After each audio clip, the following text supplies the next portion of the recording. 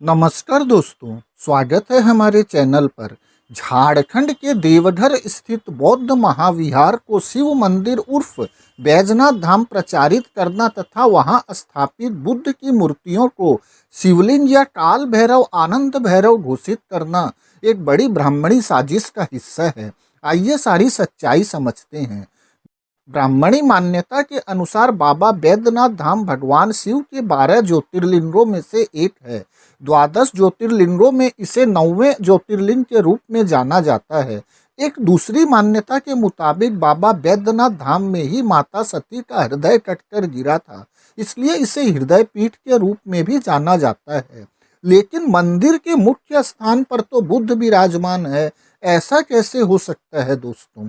वैदिक ग्रंथों की कथा अनुसार इस शिवलिंग की स्थापना रामकालीन युग में स्वयं लंकाधिपति राजा रावण के द्वारा की गई थी। आज तक श्री राम के किला और नगर का कोई सबूत तो मिला नहीं है, लेकिन उस काल में स्थापित शिवलिंग की कथा आज सबके सामने प्रचलित कर दी गई है।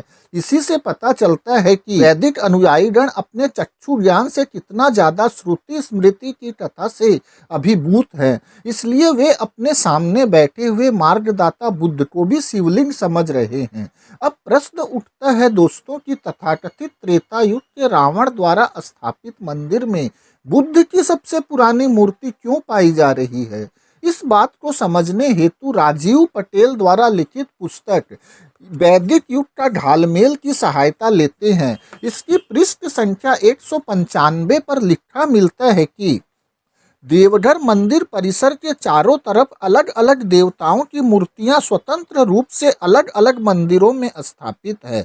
सभी मंदिरों के बीच वाले मंदिर में शिवलिंग स्थापित है।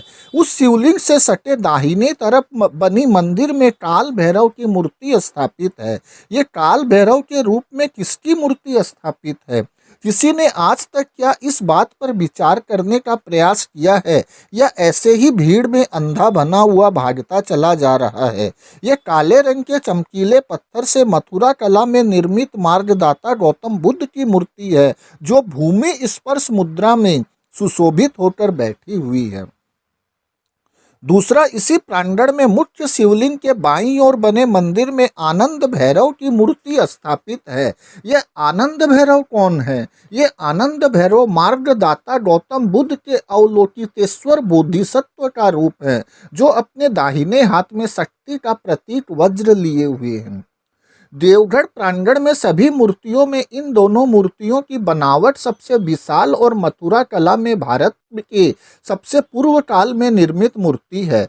अब आज आप तय करें कि रावण कब भारत आया था, शिवलिंग को देवघर कब लाया था, मार्गदाता गौतम बुद्ध किस काल में लोगों को ज्ञान दिए थे, गौतम बुद्ध के कौन से अनुयायियों द्वारा गौतम बुद्ध की मूर्ति का निर्माण हुआ था, भारत में सबसे पूर्व किनकी मूर्ति बनी थी। आज पुरातत्व विभाग द्वारा प्रमाणित है कि सबसे पहले बुद्ध की मूर्ति बनी थी और भारत में मूर्तियों का बनना ईस्वी सन के आसपास गंधार कला में और कनिष्क के काल में मथुरा कला के अंतर्गत आरंभ हुआ था। उसके पूर्व में कुछ ही मूर्तियां प्राप्त होती है, जिसकी बनावट भी प्राप्त मूर्तियों से भिन्न होती थी। आज उनका मिलना भी नगण्य मात्रा में है, लेकिन फिर भी पूर्व की उस बनावट में कोई वैदिक देवी देवता की आकृति नहीं मिली है।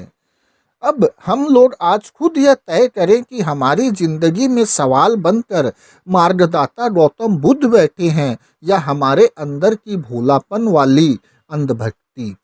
धन्यवाद दोस्तों।